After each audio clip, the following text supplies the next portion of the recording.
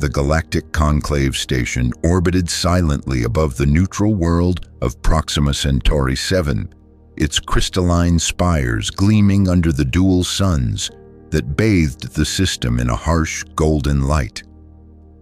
Within the grand chamber, representatives of over 200 species had gathered their forms, a wild display of biological diversity, some towering and armored, others delicate and luminous. They filled the tiered seating in a swirling sea of color, sound, and motion, the hum of translators weaving the cacophony of clicks, whistles, growls, and spoken languages into a single understandable stream. High Aaron Zex Trill of the Vespid Imperium raised his upper appendages, polished and gleaming under the lights, a signal of authority that quickly silenced the chamber. The tension was palpable, though few would admit it. They had gathered to discuss the political tides shifting across the galaxy, but an unexpected development had just reached their ears. The Aran clicked his mandibles, and his translator projected a cold metallic voice across the hall. "Esteemed colleagues, our sensors have detected an approaching vessel at the outer boundary of this system. It bears the markings of the human civilization." A murmur ran through the chamber, dismissive and mocking. Humans were the newcomers to the galactic stage, having achieved faster than light travel. Merely 3 solar cycles ago, their territory was laughably small, a mere 12 star system scattered and insignificant compared to the ancient empires that ruled hundreds, if not thousands. The idea that they would send a single vessel to the conclave drew snorts and hisses of derision. A single vessel, rumbled Ambassador Kak of the Draconian, his scaled hide shifting color from green to a derisive purple. Did they not receive the invitation to send a proper delegation? The laughter that followed was discordant, a grating mix of vocalizations that made the walls tremble with its force. Perhaps offered Tiura of the Elisan Commonwealth, her luminescent skin rippling with soft bands of light. They are cautious new species, often hesitate when approaching the conclave for the first time. The Archon representative clicked his mandibles in what passed for amusement. Among his kind, caution is understandable. Sending only one vessel, however, is foolishness when faced with our combined fleets, which number in the thousands. The chamber agreed in the way of political bodies, everywhere dismissive of what they did not understand and quick to judge. On appearances, the main display at the center of the hall flickered to life, showing the incoming human ship, a sleek black arrowhead of a craft, without visible weapon arrays or traditional defensive systems. It absorbed the scanning beams sent from the station rather than reflecting them, baffling the sophisticated sensor arrays that had, for centuries, provided reliable data. Curious design, noted Science Director Nem of the Quarian Technocracy, his multifaceted eyes blinking in rhythmic sequence as he studied the readouts. "Our scans cannot penetrate beyond the outer hull." Primitive stealth technology, scoffed Military Overseer GR of the Cronin Dominion, his armor-plated frame shifting heavily as he slammed a massive fist against his chest. "Nothing our systems cannot overcome with adjustment." Aboard the approaching ship, designated the Earth Star Vessel Emissary, Captain Alina Ray stood calmly on the bridge, her crisp uniform and steady gaze betraying none of the exhaustion of the long hours she and her crew had endured as they crossed into unknown territory. She studied the station ahead of her, an impressive structure, to be sure, a monument to unity among species, yet it paled compared to the wonders humanity had already built within the Sol system alone. "They are scanning us," Captain reported Lieutenant Commander Jackson, fingers dancing across the holographic interface. "Fairly rudimentary tech, nothing that can breach our quantum membrane." Ray nodded a small movement of acknowledgement. "Their defensive posture," he added, 26 warships of various classes. Standard orbital pattern, predictable, nothing we cannot handle, predictable. Ray echoed softly as she turned her attention to the communications officer. "Open a channel, open Captain," came the reply from Lieutenant Chen. Ray took a steadying breath and then spoke in clear, measured tones. "This is Captain Alina Ray of the Earthstar Vessel Emissary, representing the United Earth Government to the Conclave. We come in peace within the Grand Chamber." The Aaron received the transmission with a casual wave, dismissing the significance of it. "Greetings, Captain Ray. We had expected a delegation more substantial. Given the gravity of this gathering, surely humanity could spare more than one vessel." Ray's image filled the main display, her expression smooth and unreadable. "Quality over quantity, Aaron," she replied. "The emissary is sufficient for our purposes." The chamber rippled with amusement, the draconian ambassador flushing crimson with disdain. "Your species has barely left its cradle. You know nothing of galactic politics or power." Perhaps Ray allowed her tone, remaining impeccably neutral. "We request permission to dock and present our credentials." The Aaron clicked his mandibles, conferring briefly with his advisors, their speech too rapid and nuanced for the translators to catch. Finally, he turned back to the display. "Permission granted, Captain Ray. A reception party will meet you at Docking Bay, Epsilon 9. As the channel closed, Overseer G.R. lumbered toward the Aaron, his armor clanking softly, an opportunity to assess their technology. He rumbled low and eager. "My specialists can examine their vessel while they are distracted with diplomatic rituals," discreetly the Aaron replied, his mandibles clicking approval. "We would not want to seem inhospitable to our new friends. The humans would dock soon. They would walk among the great and ancient powers of the galaxy, expecting to be treated as equals. An amusing prospect and a foolish one from the perspective of the Conclave, yet hidden behind the arrogance of old empires was the first stirrings of something else. A sliver of unease, a faint whisper of doubt carried on the unseen waves of information as their best scanners continued to return no meaningful data about the human ship. And aboard the emissary, Captain Ray stood with the calm certainty of a commander who knew that appearances could deceive, that sometimes strength did not roar but moved in silence, that sometimes one ship could be worth an entire fleet.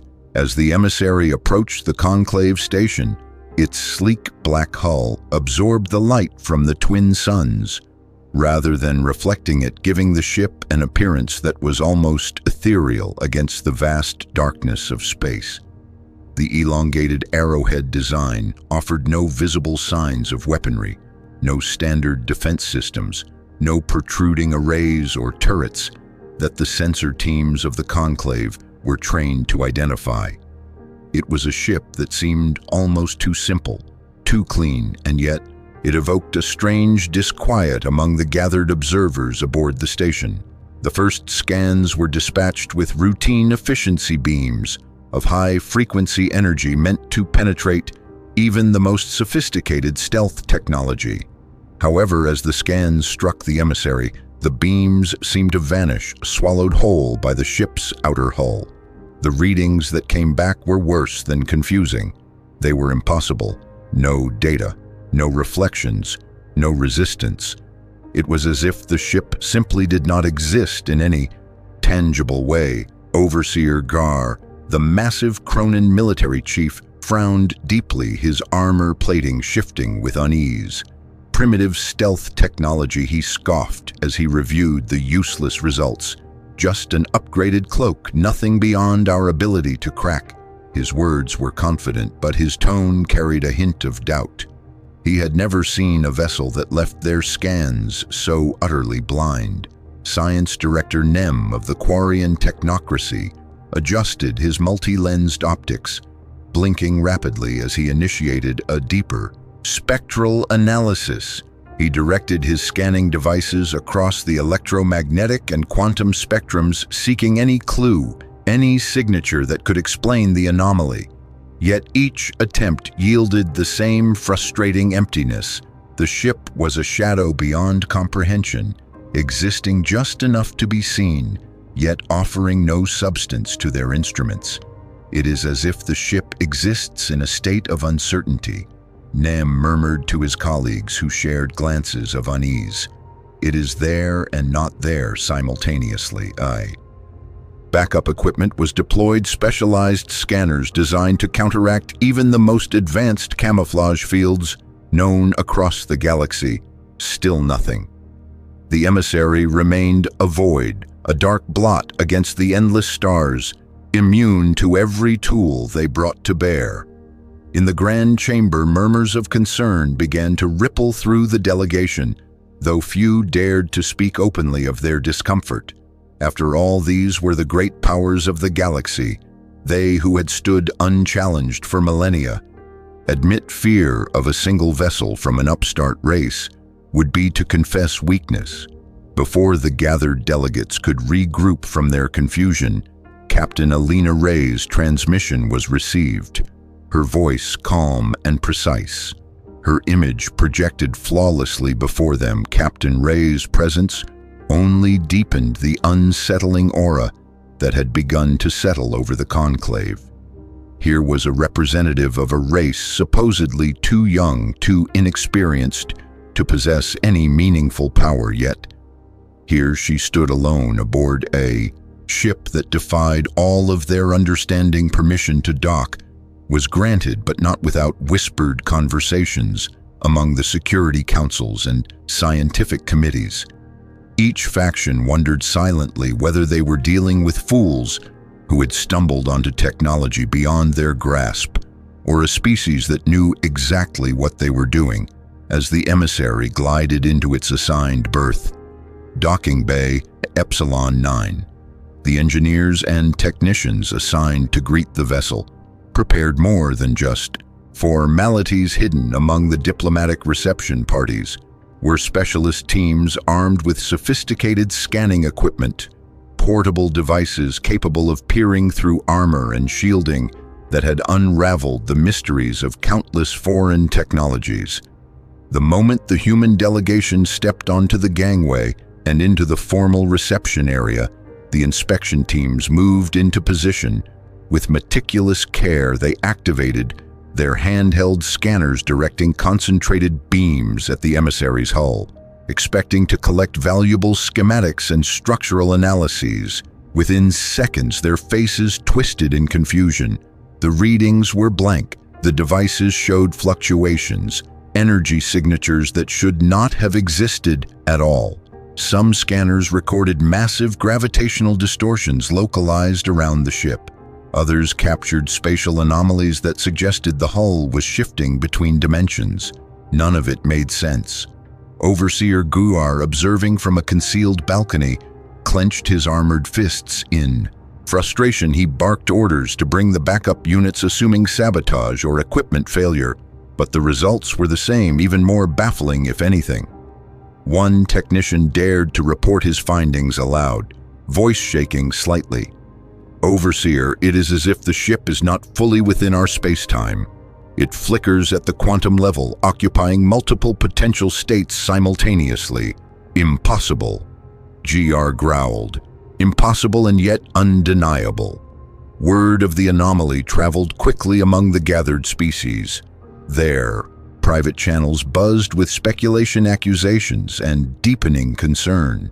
Some suggested the humans had somehow cloaked their ship with a technology so advanced it defied the laws of physics as they understood them. Others whispered darker possibilities, that perhaps humanity had made contact with forces beyond normal space, or had stumbled upon lost technologies from the ancient extinct races. The truth was simpler and more unsettling. Humanity had not stumbled into anything they had built. The emissary, with full understanding of what they were doing, carefully and deliberately, the emissary was shielded by a quantum membrane, a defense system that rendered traditional detection meaningless by constantly shifting the ship's quantum signature through a complex pattern of uncertainty. Beyond traditional cloaking, beyond standard stealth, the emissary was engineered to exist at the very edge of reality itself. The Galactic Conclave, though rich in history and experience, had never conceived such a concept. Their arrogance, their assumption that new species must inherently be inferior, had left them blind to the possibility that humanity might approach technological development along entirely different paths, while the diplomatic ceremonies proceeded with the surface appearance of civility. Underneath, the tension built with every passing moment. The Aran and his advisors convened in hushed conferences, arguing about how to respond. Their instinct was to demand a full inspection, but the risk of alienating a potential new member with unknown capabilities loomed large. More than one ambassador began to wonder whether the humans were truly naive as they appeared, or whether they had orchestrated this entire display with the precision of a master strategist. Captain Ray, of course, remained outwardly serene, gracious in her exchanges, firm in her proposals, offering the appearance of peaceful intent, while never once acknowledging the growing unease she surely sensed around her, even among her own crew. The truth of the emissary systems remained compartmentalized knowledge, restricted to only the highest clearances. Not even all the bridge officers fully understood the extent of the ship's capabilities. It was part of the design, part of the plan. Reveal only what was necessary. Conceal the full strength until the moment came when it might be needed. The emissary itself was a silent statement, a black arrow pointed straight at the heart of the galaxy, not in aggression but in readiness, a promise that humanity could defend itself if ever called upon. As the Conclave gathered information from every possible angle, trying and failing to unravel the mystery before them, they failed to notice that the true battle had already begun, and it was not fought with weapons or armies but with perception and fear. Humanity had shown them just enough to disturb their assumptions, to make them question their superiority, and in doing so they had seized the advantage without firing a single shot aboard the U. Emissary Captain Ray stood at the viewing deck, hands clasped behind her back, watching the bustling activity of the Conclave station with quiet focus. The ship around her thrummed with latent power, unseen, undetectable by their primitive sensors. She knew that in the coming hours, events would unfold that would set the tone for humanity's future among the stars, and she was confident, for the emissary had already achieved its first objective. It had made the galaxy take notice, and that was only the beginning. As the docking clamps secured the emissary to Conclave Station, the human delegation moved with practiced precision down the gangway. Captain Alina Ray led the way, her uniform immaculate, every step measured and deliberate. Behind her walked Commander Takashi Yamamoto, Science Officer Dr. Amina Ibrahim, Security Chief Major Carlos Ortega, and Diplomatic Attaché Dr. Jonathan Pierce. Each wore the standard blue and gray uniform of the United Earth government, unarmed by design to send a message of peaceful intent. Yet their posture and the way they carried themselves spoke of a deeper confidence, an unshakable certainty that they did not need weapons to command respect. The reception committee waited at the base of the gangway, a collection of high-ranking representatives from the founding species of the Conclave. The towering insectoid Vespid, their polished exoskeletons gleaming under the docking bays, lights the reptilian Draconians, their scales shifting colors with their emotions. The luminous Elysian, whose skin rippled with soft pulses of living light. The Quarians, their bodies hunched and angular, and the massive Cronin, who loomed like armored statues. Their collective body language, despite species differences, conveyed a similar sentiment, a mix of curiosity, condescension, and thinly veiled superiority. "Welcome to Conclave Station," the lead Vespid representative clicked through his translator, projecting a tone of formal politeness. "We trust your journey was uneventful. Thank you for your hospitality," Captain Ray replied with a diplomatic smile. one that revealed nothing of her true thoughts. The journey allowed us time to prepare our proposal for membership. The word membership caused a visible ripple among the assembled representatives. Murmurs passed between them, and subtle shifts in posture betrayed their surprise. Most species spent decades observing before even daring to petition for membership to the conclave. Captain Ray's statement was both bold and unprecedented. The draconian ambassador, his scales shifting to a deep blue, stepped forward, his slitted eyes narrowing. Humanity has barely stepped onto the galactic stage. Your domain is limited, your experience negligible, and yet you propose full membership. Dr. Pierce took a step forward, his voice calm and practiced.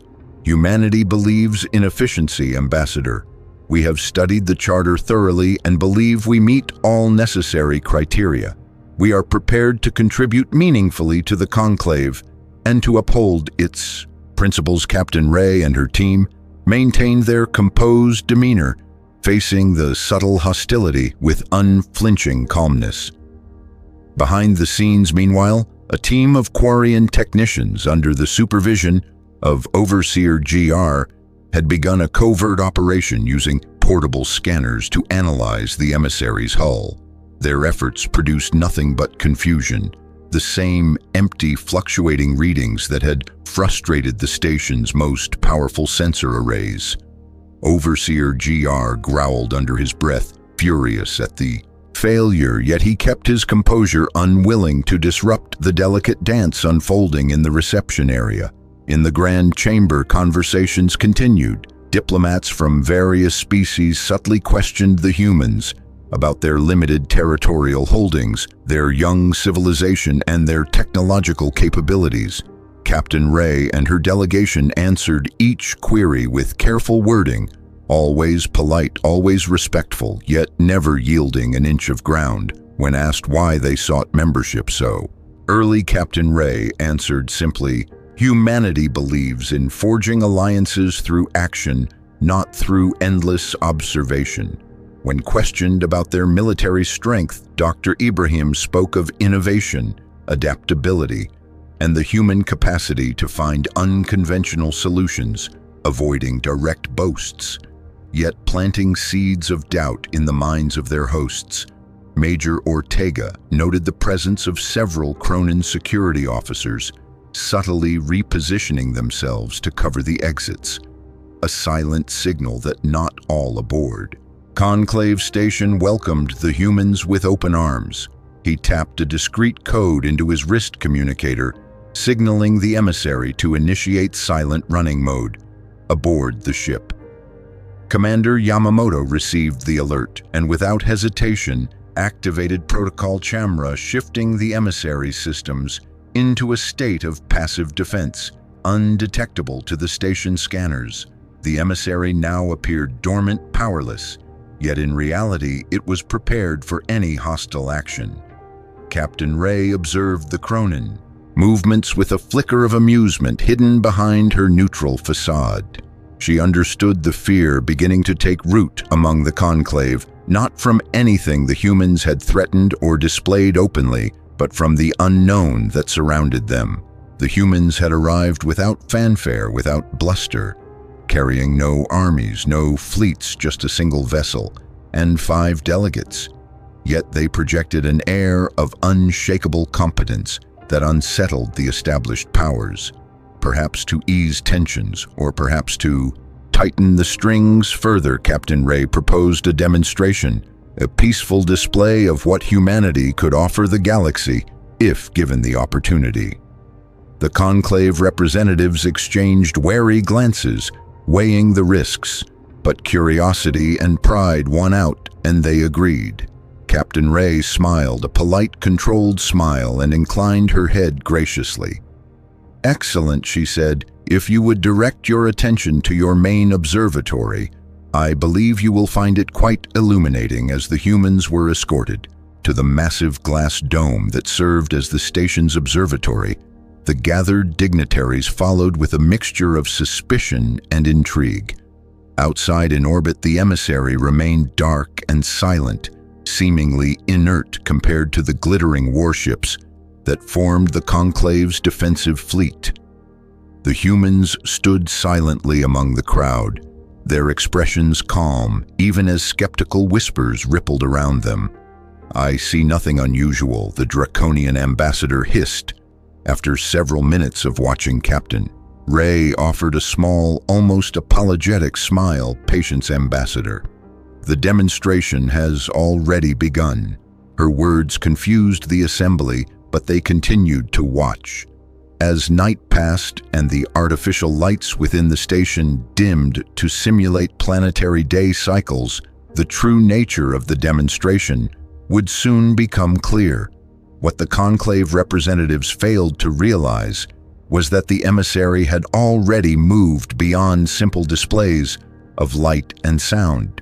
Humanity had chosen a demonstration that would touch the very heart of the galactic order itself. Captain Ray understood that the true battlefield was perception, and the goal was not intimidation through force, but the establishment of undeniable respect. They had not come to beg for a seat at the table.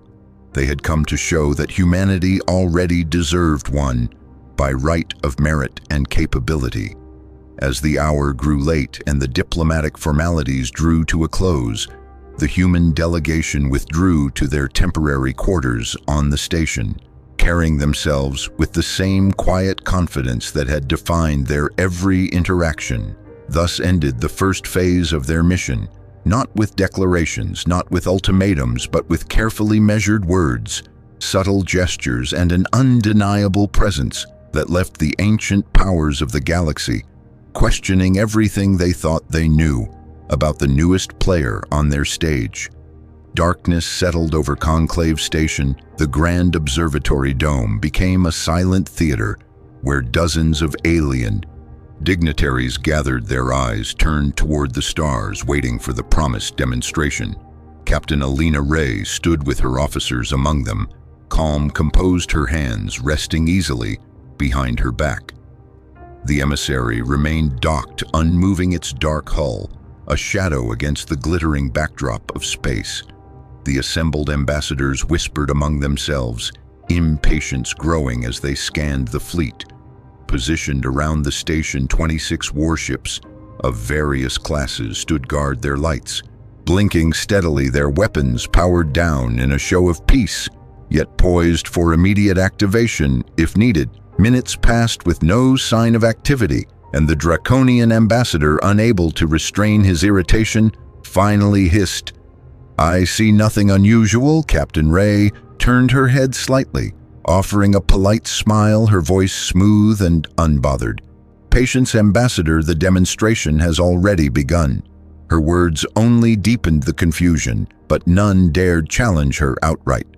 Not yet, not when the uncertainty around the emissary still gnawed at the edges of their collective confidence.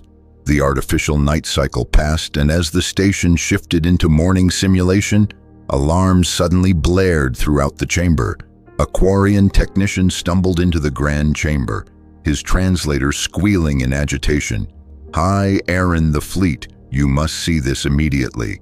The main display activated, and what it revealed sent a visible shock through the room. Where once there had been 26 warships, now there were only 25. The dreadnought Invincible Pride of the Cronin fleet, a massive vessel spanning nearly 2 kilometers, was simply gone. Overseer Gar roared in disbelief. "Impossible, no ship that size could move without detection. Check the sensors." The technicians worked frantically, but their responses only fed the growing chaos. "All systems are functioning normally." The Invincible simply vanished during the night cycle. It was not a malfunction, it was not a hack. It was as if the great ship had been plucked from existence, and no one aboard Conclave Station had noticed until it was already done. All eyes turned almost in unison toward the human delegation. Captain Ray remained utterly composed, walking to her assigned position at the center of the chamber, her officers flanking her in silent formation. Captain Ray, the Aran's voice carried an edge of panic, barely concealed by the metallic resonance of his translator. "Would you happen to know anything about the disappearance of the Cronin?" Dreadnought Ray arched one eyebrow, a gesture of polite surprise.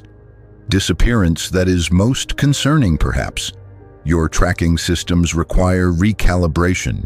The room seethed with tension, and before anyone could respond, another technician rushed in, breathless and wide-eyed. "The Invincible has been located, sir." The display shifted again, showing deep space far beyond the system's outermost planet. There floated the Invincible, powerless adrift, its systems offline, the crew unharmed but thoroughly. Bewildered at their sudden relocation, the distance was staggering, more than 2 light hours away, an impossibility by conventional standards. How was it moved without triggering a single alarm? How could an entire dreadnought simply vanish and reappear, as if space itself had bent to the will of another? The chamber fell into stunned silence. Captain Ray cleared her throat, drawing their attention. "If I may," she began, "this appears to be the demonstration I promised you." Silence hung thick in the air, tangible weight pressing down on the gathered delegates. The Archan representative, whose composure had already cracked, struggled to find his words. "Your ship did this," he finally managed through a translator that could not quite mask his disbelief. Captain Ray inclined her head slightly. "Not our ship precisely, but yes, the emissary was involved. Impossible, Overseer." GR growled, "Fundamental laws of physics cannot be violated." Dr. Ibrahim stepped forward, his expression calm and scholarly. "We have not violated the laws, Director. We have simply come to understand them more completely." "Dimensional displacement," Captain Ray added gently. "We call it the ability to selectively remove an object from one location in space-time and reinsert it elsewhere instantaneously from an external perspective." The implications settled over the room, heavy and undeniable. A single human ship, without firing a shot, had rendered the Conclave's most powerful warship helpless, and had done so without any warning, without any defense, and without causing harm to the crew.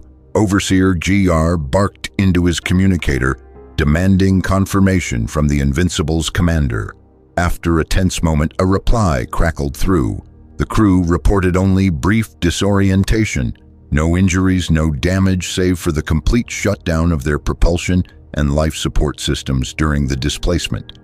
As the reality of what had occurred sank in, the arrogance that had once filled the grand chamber evaporated, replaced by something colder, sharper, deep, unsettling fear. Captain Ray allowed them a moment to absorb the full measure of what had been demonstrated.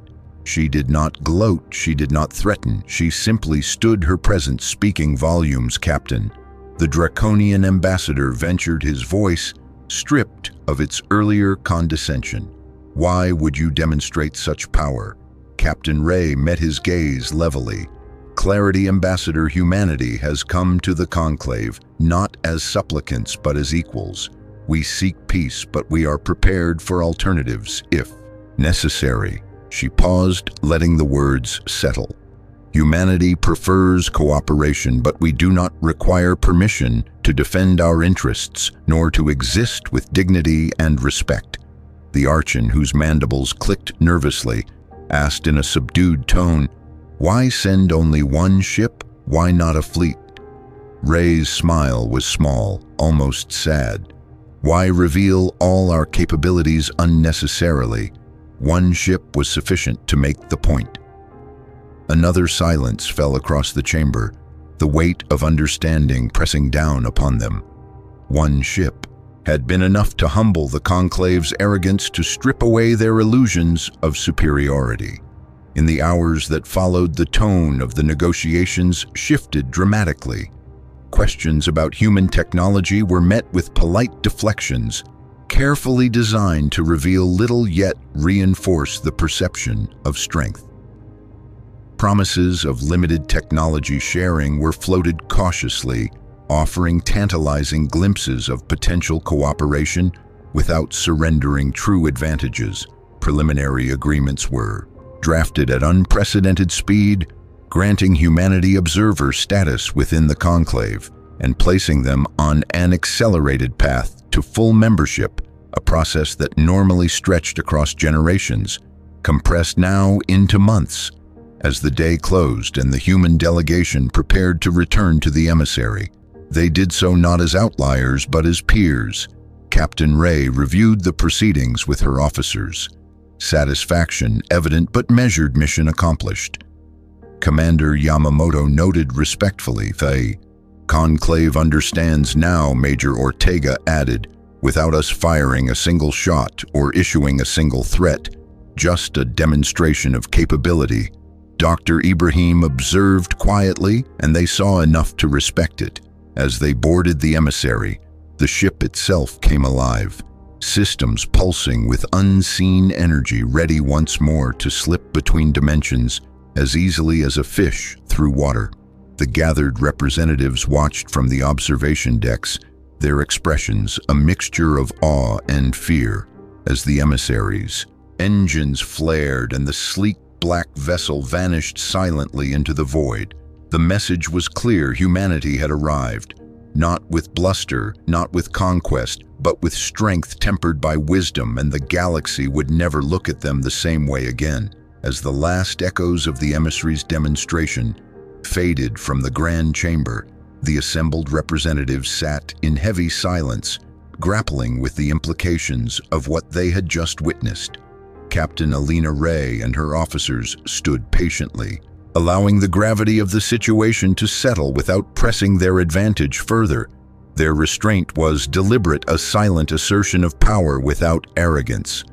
The Archon finally found his voice, though it carried a new undercurrent of caution. "Your technology," he began hesitantly. "This dimensional displacement, it defies our understanding of physical laws." Dr. Amina Ibrahim stepped forward, her tone respectful yet firm. "Not a violation, High Aaron, but rather a deeper application of the principles you already know. In simpler terms, we have discovered how to manipulate the quantum structure of space and matter, allowing selective relocation across distances without traversing the intervening space." The explanation, though simplified, was enough to ignite a storm of whispers among the conclave delegates. Even the most advanced civilizations present had barely begun to theorize about such capabilities. Yet here was humanity not only discussing it as a reality, but demonstrating its use on a scale that rendered their greatest dreadnought helpless. The Quarian Science Director Nem, whose multifaceted eyes blinked in rapid succession, approached Dr. Ibrahim cautiously. "Your ship employs quantum uncertainty principles in its defense systems, does it not?" he asked, voice trembling between awe and fear. Dr. Ibrahim maintained her neutral expression. "That is an interesting theory, Director," she said carefully, offering neither confirmation nor denial. Nem pressed on, unable to restrain his scientific curiosity.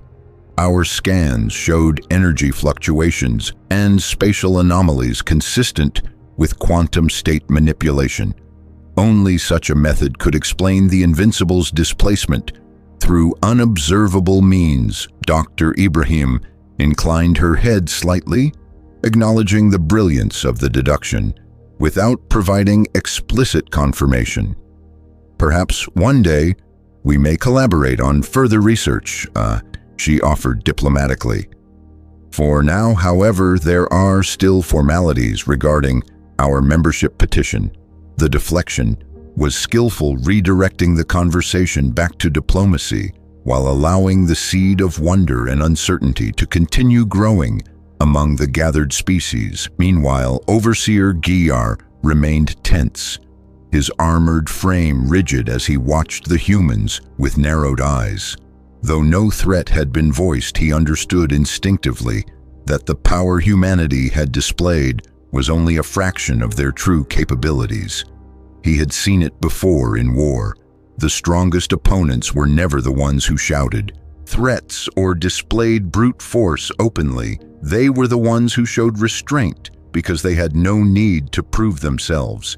Captain Ray's demonstration had been a masterstroke, not merely disabling a ship, but doing so in a manner that respected the lives aboard it, showing power without cruelty, control without arrogance.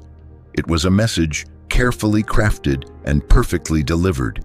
In the corridors beyond the Grand Chamber, diplomatic aides and military analysts scrambled to reassess everything they thought they knew about humanity. Reports were filed, analyses were drawn up, simulations run and rerun, all reaching the same sobering conclusion. Humanity had technology that could bypass traditional defenses, neutralize military assets, and project influence across stellar distances with little warning and no detectable aggression. The implications were staggering. If even a handful of human ships possessed this capability, entire fleets could be rendered irrelevant, entire battles could be decided before the first shot was ever fired. The old balance of power within the galaxy had shifted in the span of a single night, and those who failed to recognize it would do so at their peril. Back within the chamber, Captain Ray spoke again, her voice steady, resonant. "Humanity believes in mutual respect," she said. "We seek alliances based on cooperation and shared interests, not subjugation or fear." Our demonstration was not intended to intimidate, but to clarify that while we are newcomers, we are not vulnerable, nor are we naive. We understand the dynamics of power, and we are prepared to contribute meaningfully to the conclave if given the opportunity. Her words were met with nods, from some hesitation from others, but none could deny the logic behind them. Humanity had earned a place at the table not through war, not through conquest, but through mastery of principles so advanced that even the greatest civilizations present were left scrambling to understand. As discussions resumed, the tone was markedly different. Where once there had been thinly veiled condescension, there was now a cautious respect. Questions regarding human capabilities were couched in more diplomatic language. Suggestions of future collaboration floated discreetly as species sought to secure favorable relations before humanity's star rose too high. Major Carlos Ortega observed the shifting dynamics, with quiet satisfaction, speaking in low tones to Commander Takashi Yamamoto beside him. "They are scared," he said simply. "They should be," Yamamoto replied, his eyes scanning the crowd with a soldier's instinct. "But if we play this right, they will also become our allies, allies worth having." The emissary remained docked throughout the proceedings, its systems humming quietly in silent vigilance, ready to react if needed, but otherwise presenting the same facade of passive observation that had so effectively masked its true power. At one point during a recess, Science Director Nem approached Dr. Ibrahim again, this time speaking in barely concealed wonder. "Dimensional displacement," he said softly. "In all of our theoretical models, it was considered unattainable. The energy requirements, the precision needed, they were beyond reach. How did humanity overcome those barriers?" Dr. Ibrahim offered a gentle diplomatic smile. "Human innovation often follows unconventional paths. Director, when we encounter obstacles, we find a way around them rather than through them." Nem nodded slowly, absorbing the implied lesson. As negotiations continued, preliminary agreements were drafted and signed. Humanity was granted observer status within the conclave, with an accelerated path to full membership, a process that would normally span decades now compressed into a handful of months. The speed of this acceptance was unprecedented but necessary from the perspective of the conclave leadership. Better to embrace humanity as partners than risk facing them as unknown variables outside the established order. As the human delegation prepared to depart, Captain Ray paused to deliver a final message to the conclave members gathered once more in the Grand Chamber.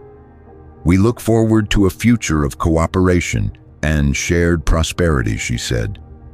"And we offer our hand in friendship, but understand this humanity speaks softly because it chooses to not because it must." There was no threat in her tone, no overt warning yet. The weight of her words lingered long after the human delegation had boarded the emissary, and the sleek black vessel disengaged from the station, slipping silently into the dimensional corridors that allowed it to traverse the stars faster than light itself. From the observation decks, the assembled species watched the emissary vanish, their minds racing with possibilities and fears.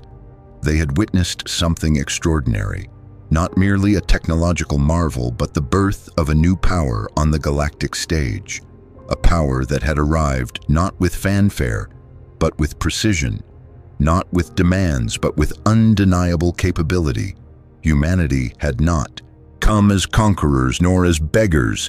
They had come as equals, perhaps even as something more, and the galaxy would never be the same again. The atmosphere within the grand chamber of the conclave had shifted irreversibly by the time Captain Alina Ray and her team returned for the next session. There was no more laughter, no more mocking undertones in the way the alien representatives regarded the human delegation. Where once had been condescension, there was now a wary respect, and beneath it, a silent recognition of the delicate balance that had been upended.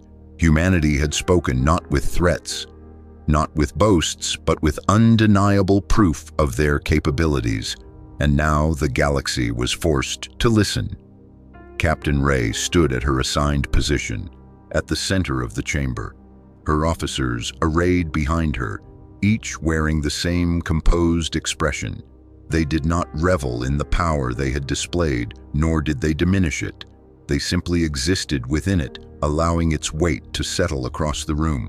Without needing to say a word, High Aaron Zex Trill, his mandibles clicking nervously, addressed the chamber. "We have witnessed a demonstration unlike any in recorded conclave history," he said carefully. "Humanity has presented not only a request for membership, but a clear illustration of their abilities and their intentions. Let us proceed with renewed understanding." Captain Ray inclined her head in acknowledgement. "Thank you, High Aaron. Humanity values transparency in its dealings. We have no desire for conflict nor for dominance. Our purpose here is to build alliances, to foster cooperation and mutual benefit." However, she continued, her voice steady and unwavering. "Let there be no misunderstanding. We expect the same respect we offer." Others in the chamber shifted uncomfortably as the implications settled over them. Humanity would not accept being treated as inferiors, would not tolerate exploitation or dismissal. They had demonstrated restraint, but made it clear that restraint was a choice, not a necessity. Ambassador Kak of the Draconian Hydge, whose earlier scorn had now turned to reluctant curiosity, spoke up. "Humanity is new to the galactic stage," he said carefully. "It is rare for a young species to wield such power, and rarer still for it to wield it with discretion." Captain Ray met his gaze levelly. "Humanity has a long history of learning through hardship.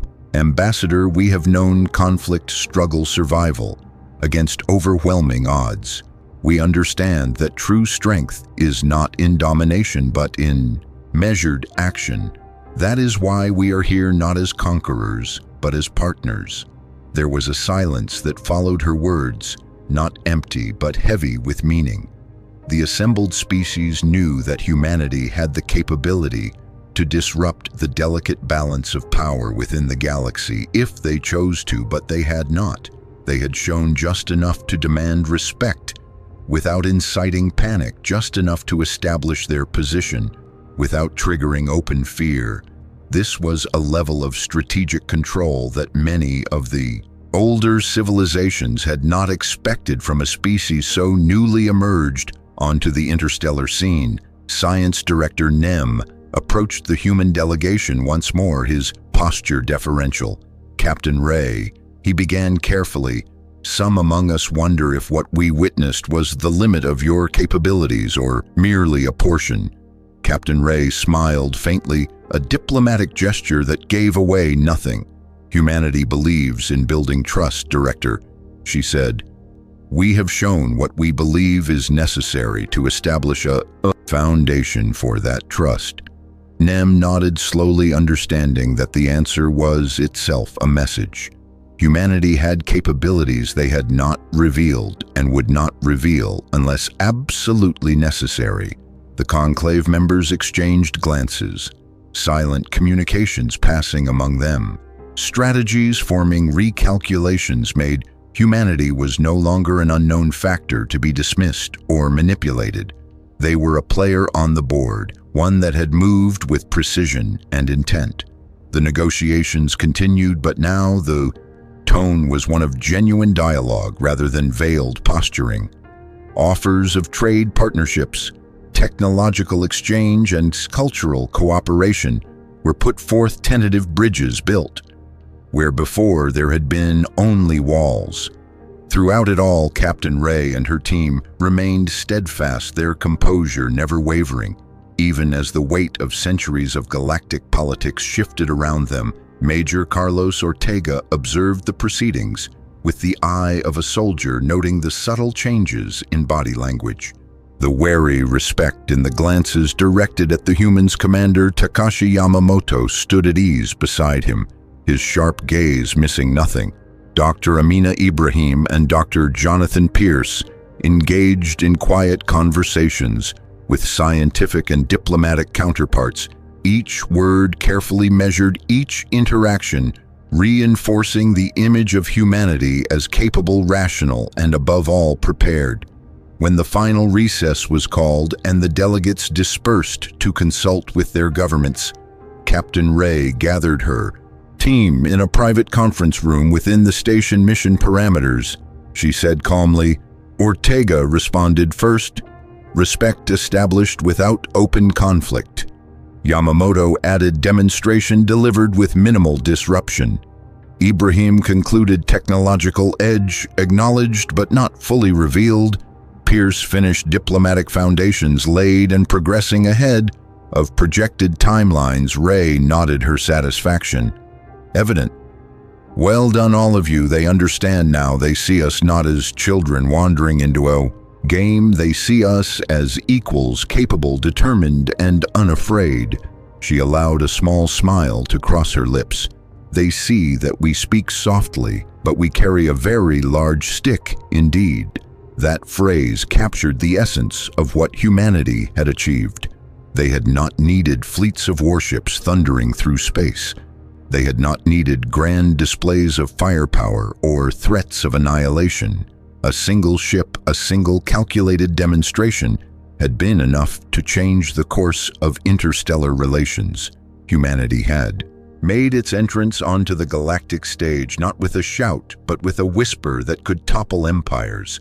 As the human delegation prepared to return to the emissary, word spread throughout the station. Messages flashed between ships and worlds, warnings and reassessments moving faster than light themselves. The galaxy now knew that humanity was a force to be reckoned with, not because they sought domination, but because they had made it clear they would never be dominated. The conclave would adapt or it would be left behind, and the ancient powers who once scoffed at humanity's youth now scrambled to secure alliances, friendships, and understandings before the balance shifted even further. In the command center of the emissary, Captain Ray stood before the viewport, gazing out at the stars that stretched endlessly beyond the station. They had achieved their objective, but this was only the beginning. Humanity had spoken softly and the galaxy had heard.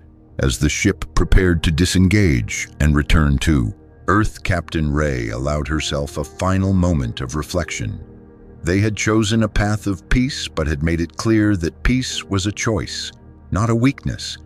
And in doing so, they had secured not only their place among the stars, but their future. As the emissary disengaged from Conclave Station, its engines flared briefly before the sleek vessel slipped silently into the folds of the dimensional corridor, leaving behind a galaxy forever changed. The representatives who had gathered within the grand chamber watched its departure in solemn silence, their minds racing with possibilities, calculations, and a growing sense of awe. Humanity had come to them not as beggars seeking favor, nor as aggressors demanding submission, but as equals, perhaps even as something more. Their message had been clear: humanity was prepared to work alongside the galactic community, but would not be intimidated, would not be dismissed. Captain Alina Ray and her delegation had executed their mission flawlessly, demonstrating power without cruelty, strength without arrogance, capability without provocation. It was a display of wisdom that many of the older civilizations had long forgotten: the wisdom of restraint, of showing only enough to command respect without inciting fear. Throughout the conclave, private meetings unfolded among the different species. Leaders' debates raged behind closed doors, and priorities shifted at every level. Some spoke openly of forging alliances with humanity, eager to benefit from the new power. Rising among the stars, others whispered of caution, wary of what humanity might become if provoked. Still others realized, with a deep and growing fear, that the old order of dominance by legacy powers was crumbling before their eyes, and that a new era had begun. One ship had been enough to change everything. Within the emissary, Captain Ray sat with her senior officers in the secure briefing room, reviewing the final reports from their mission. Commander Yamamoto summarized the situation concisely. Respect secured, accelerated observer status, granted full membership projected within months. Based on continuing negotiations, Major Ortega added, intelligence indicates most conclave powers are reassessing their military and diplomatic strategies regarding humanity. Science Officer Ibrahim confirmed that the demonstration achieved the intended perception shift with minimal technological exposure. Diplomatic Attaché Pierce noted increased requests for bilateral discussions and technology exchange.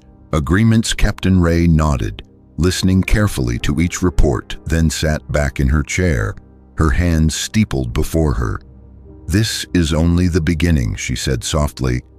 The galaxy has seen a glimpse of what we are capable of, but more importantly, they have seen that we are willing to stand on our own terms. We will move carefully, we will build alliances, we will learn from their centuries of experience, but we will never forget who we are and how we came to be here. She paused, letting the weight of that thought settle around the table. Humanity had not arrived at this moment. By accident or by luck, it had been forged in adversity, tested in countless struggles, born from a history filled with mistakes, triumphs, and lessons, hard learned from the first primitive steps beyond Earth's gravity, well to the colonization of distant systems, to the breakthrough of faster-than-light travel, and beyond every advance had been driven by a relentless will to survive, to adapt, and to thrive. That same spirit now carried them onto the galactic stage, and it would carry them further still. Beyond the station, as the emissary raced through the dimensional corridors, the news of their emergence spread like wildfire across inhabited space worlds that had never heard of Earth now spoke its name with curiosity and caution. Fleets that had once dominated entire sectors now quietly adjusted their patrol routes. Political alliances shifted behind the scenes as older powers scrambled to understand the magnitude of what had transpired. In the halls of power across hundreds of worlds, a new understanding took root. Humanity was a force that could no longer be ignored nor underestimated. Captain Ray understood the responsibility that came with this new reality. Strength demanded wisdom, power demanded restraint, influence demanded integrity. They had shown that humanity could wield immense power responsibly, but the test would not end with this first success. It would continue in every treaty, every negotiation, every future encounter. The true measure of their place among the stars would not be in how they displayed their strength, but in how they chose to use it. She rose from her seat, her officers following suit, their faces set with determination. "Set course for Earth," she ordered. "We have much to prepare." The emissary shifted its heading, its engines humming, as it accelerated beyond the limits of light speed. And as it did so, Captain Ray allowed herself a small moment of reflection. The mission had succeeded, not because humanity had overwhelmed the galaxy with brute force, but because they had understood a deeper truth that respect could not be taken by fear alone. It had to be earned through clarity, purpose, and controlled strength. In the end, the lesson was simple but profound. True power lies not in the ability to destroy, but in the ability to choose not to. In the history of humanity, from the earliest civilizations to their first steps beyond the stars, this principle had remained constant. Those who wielded power wisely shaped the future. Those who did not inevitably fell to the weight of their own hubris. Now, as humanity stood at the threshold of a new era, among countless other civilizations, the same truth would guide them. They would speak softly, they would carry a big stick, and they would build a legacy not of domination, but of enduring respect and trust. And in doing so, they would not only survive among the stars, they would thrive.